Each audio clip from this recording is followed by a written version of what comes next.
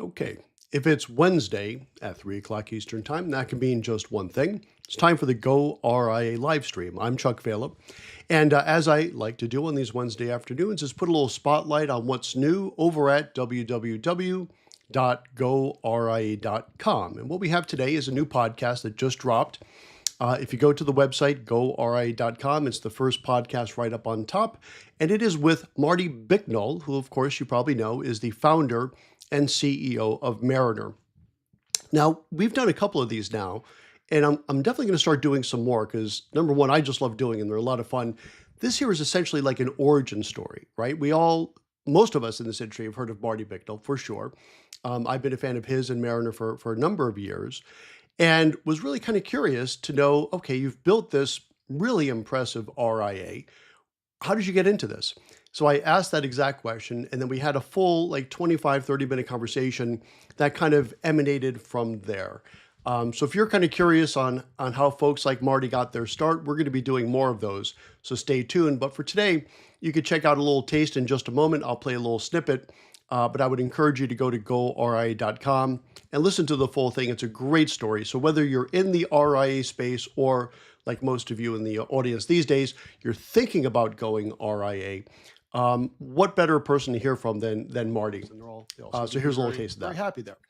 So if you would start off with us on what got you into this, like what is your origin story? You've clearly built a monster firm, and I mean that in a very positive way. It's big, but also I find it's interesting that it is so big, but yet the folks I speak to are happy there. Sometimes that's not always the case, right? Big and happiness doesn't always go hand in hand. So tell us about the origin story. How did you get into the RIA space? Yeah, happy to, and I completely agree with you that sometimes big and happiness do not go together.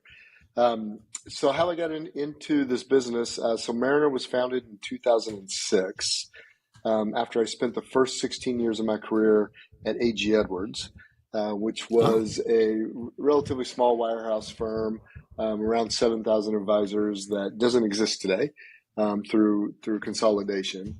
But spending 16 years there, I had the opportunity to literally have every job in a branch system, from receptionist to wire operator to cashier, all the way up to ending as a producing manager inside the Overland Park, Kansas location.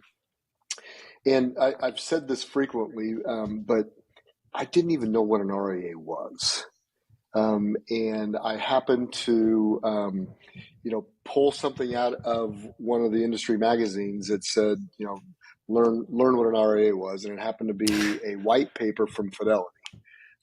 So I filled it out, mailed it in, and I got my white paper. A few days later, I got a phone call, and started to explore what this registered investment advisor world was all about. And once I discovered the fiduciary model, I knew instantly that it was the right decision for my clients and our team.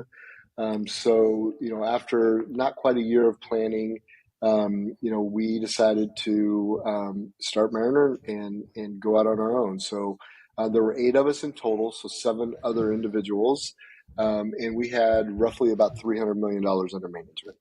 Okay, I was going to ask that. So 300 million, gotcha. Yeah, we had a very simple objective, and coming from the wirehouse world, we wanted to build an organization we could be proud of.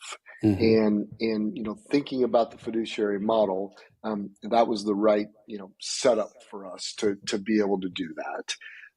We also had a very simple saying that for anyone that gets the opportunity to come to our headquarters, you get off the elevator, you turn to the left, and there's this gigantic wall that says client first, associate second, shareholder last.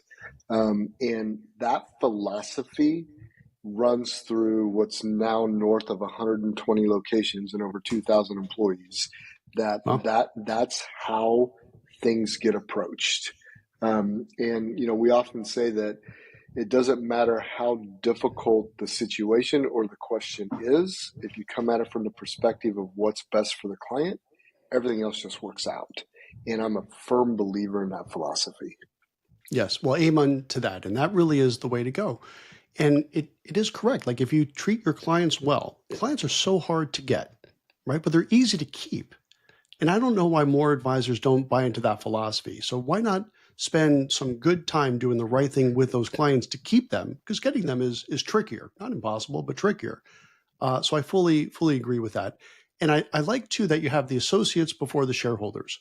In a world of private equity, that we hear so much about, that doesn't seem like it's always the case, right? And as I mentioned earlier, and this is just the truth, right? I mean, you have so many advisors floating around there, and I go to so many conferences, I can't help but run into a Mariner advisor pretty often. And I got to say, they're all quite happy, which is pretty cool. And I think that's because you maybe have them sandwiched in between clients who good advisors will always put the clients first, but ahead of the shareholders. So that seems like it's working for you culturally. Do you guys have private equity? What is your position with private equity right now? Are you guys, how is that structured for you guys? To the extent Yeah, you're we comfortable do. talking about it. Yeah, no, we do. We did our first private equity round um, 2.5 years ago, and we just did our second Okay. within the So again, last that's month. just a very brief Um, snippet of what we talked about. The full podcast is up on the goRIA.com website right now. But I'll leave you with these thoughts. And Marty and I talk about this a little bit as well. Fiduciary care, clients first, and then in his shop, it's I forgot the order he said. It would be client, then advisor, and then at the bottom would be the shareholders, which I think makes a ton of sense, right? Because if you take care of whoever is on top, all that benefit will ultimately trickle down to the advisor and ultimately the owners of the company. So I fully buy into that concept. But what I did want to mention was this, and I put this out as a challenge all the time. What is there, or I should say, what industry is out there? What line of business has as much upside potential as the RIA space with such a low barrier to entry, right? As I like to say, all you really need is a laptop and a dream, and you could start your own RIA. And as Marty said, I mean, he started off as a receptionist at A.G. Edwards and then worked up to becoming a producer, then a branch manager. And then I love, and I don't want to give too much away from the podcast, but he saw like an insert in some magazine, learn about starting an RIA. And this is, decades ago. So he was an early adopter, very similar to the story that we had not too long ago with Rob Baldwin, the founder of Trade PMR. But I tell you what, that's why I'm always so excited about this space. It doesn't take much to get into it. And the upside, as you can see with, Marty Bicknell, Rob Baldwin, the upside is next to unlimited. And I really challenge anyone to come up with any other industry that has such a ratio of upside potential, which is huge, and relatively low barriers to entry. So that's why I love the RIA space. And hopefully, one of the reasons why you're listening to this is that either you love it or you think you might love it and you're exploring it. So we appreciate you joining us. And check out that podcast. And there's a lot of other great content up there right now on goRIA.com. We really have added a lot to it. So I think there's a lot of good stuff there. So that's it for today. So on behalf of goRIA, fueled by Investment News, I am Chuck Fela, and I'll see you next Wednesday, 3 o'clock Eastern Time. Thanks for joining us. Take care.